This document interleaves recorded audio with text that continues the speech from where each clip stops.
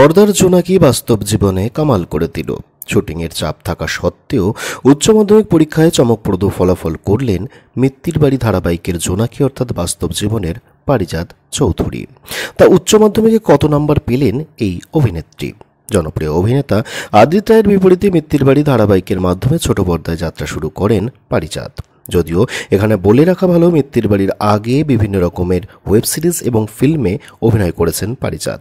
তবে নায়িকার মতো এত গুরুতর একটা গুরুত্বপূর্ণ চরিত্রে কিন্তু এই প্রথম কাজ করছেন তিনি। প্রথম থেকেই নিজের অভিনয় দক্ষতার দ্বারা দর্শকদের নজর কাড়েন পারিজাত। তবে পারিজাত যে দ্বাদশ শ্রেণীর ছাত্রী এটা যেন অবাক করে অনেককেই। কেননা এত অল্প বয়সে কারো অভিনয়ে এত পরিপক্কতা থাকতে পারে তা ভেবে অবাক হন অনেকে। তবে সত্যটা এটাই যে দ্বাদশ শ্রেণীর ছাত্রী কিন্তু পারিজাত চৌধুরী। অভিনয়ে চরম ব্যস্ততার পাশাপাশি টিআরপির রয়েছে চাপ। প্যাকটাপ শিডিউল থাকা সত্ত্বেও দ্বাদশ শ্রেণীর পরীক্ষায় ভালো ফলাফল করেছেন পারিজাত। মঙ্গলবার প্রকাশ পেয়েছে সিবিএসসি বোর্ডের রেজাল্ট, আর তাতে ৮২% নম্বর নিয়ে পাশ করেছেন অভিনেত্রী। হিউম্যানিটিজের ছাত্রী পারিজাত ভবিষ্যতে ইংরাজিতে অনার্স এবং ইংরাজিতে মাস্টার্স করতে চান, এমনটাই স্বপ্ন তার। তার বাবা একজন অধ্যাপক, তার কাছে লেখাপড়ার গুরুত্বটা অনেক। তিনি চেয়েছিলেন যে মেয়ে পরীক্ষা দিয়ে তবেই সিরিয়ালে নামুক। তবে পারিজাতের ধারাবাহিকের স্ক্রিপ্টটি অর্থাৎ মিত্তির বাড়ি ধারাবাহিকের স্ক্রিপ্টটি এতটাই পছন্দ হয়ে যায় যে সে তৎক্ষণাৎ হ্যাঁ করে দেন ধারাবাহিকটি করবার জন্য। বর্তমানের পাশাপাশি ভবিষ্যতেও তিনি অভিনয় জগতেই থাকতে চান।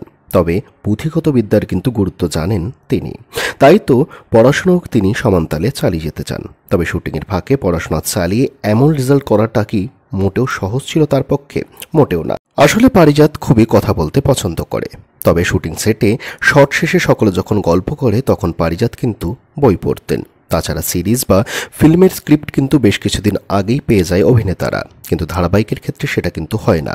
ধারাবাহিকের ক্ষেত্রে কিন্তু দিনের দিনও তৈরি হয় স্ক্রিপ্ট, অর্থাৎ দিনের দিন তাকে সেই স্ক্রিপ্ট পড়ে তাকে সেই অভিনয়টাও করতে হয় এবং তার পাশাপাশি তাকে চালিয়ে যেতে হয় পড়াশোনাটাকেও। অর্থাৎ মোটেও সহজ কাজ নয় এই ব্যাপারটি। এমনকি ঠিকমতো তিনি ঘুমাতেও পারতেন না, হয়তো সময় করে ৩-৪ ঘন্টারও ঘুমটা তিনি ঘুমাতে পারতেন না। শুটিং সেরে বাড়ি আসতেন, তারপর চলতো পড়াশোনা শেষে ১ থেকে ১.৫ ঘন্টা ঘুম দিতেন। তারপর ঘুম ভাঙলে সোজা সেটে চলে যেতেন তিনি।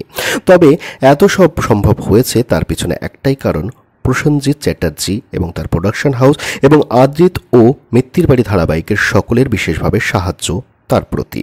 তাছাড়া তিনি নিজে থেকেই আগ্রহী হয়ে অভিনেত্রী দিতিপিয়ার সঙ্গেও যোগাযোগ করতেন, তার থেকে পরামর্শ নিতেন। কেননা পারিজাতের মতো কিন্তু একটা সময়ে দিতিপিয়াও সমানতালে পড়াশোনা এবং অভিনয়টা চালিয়ে গেছেন, তাই তার কাছে তিনি পরামর্শ নিতেন। এত ব্যস্ততার ফাঁকেও যেভাবে মেয়ে সময় বের করে ৮০%-এরও বেশি নম্বর পেয়েছে তাতে বেজায় খুশি পারিজাতের মা বাবা।